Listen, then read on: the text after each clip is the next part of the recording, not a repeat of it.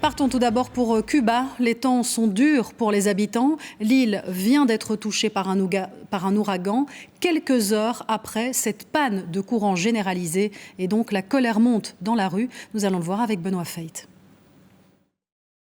4 jours après la panne générale qui a frappé Cuba, l'électricité revient peu à peu. Mais de nombreuses villes du pays sont toujours privées de courant, comme certains quartiers de la capitale, La Havane, où les habitants sont sortis dans les rues hier soir pour crier leur colère. Cela fait 4 jours que nous sommes sans électricité, la nourriture n'est plus bonne, les enfants souffrent, nous n'avons pas d'eau fraîche, nous n'avons rien. Je m'appelle Arcel Alfonso. Ma grand-mère de 85 ans me demande de l'eau froide depuis vendredi. Elle est sans électricité alors que tous les autres quartiers ont l'électricité et ici, ils ne l'allument pas.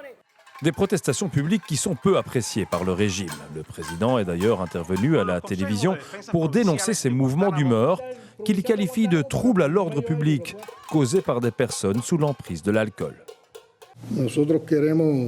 Nous voulons faire savoir et acter le fait que la révolution ne tolérera jamais ce type de conduite.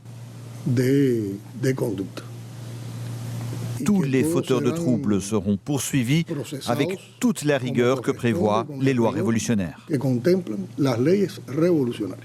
Les conditions de vie des Cubains ont encore été aggravées par le passage de l'ouragan Oscar hier. 6 personnes ont ainsi perdu la vie au sud de l'île dans des inondations dont les niveaux n'avaient jamais été enregistrés jusque-là dans cette région du pays.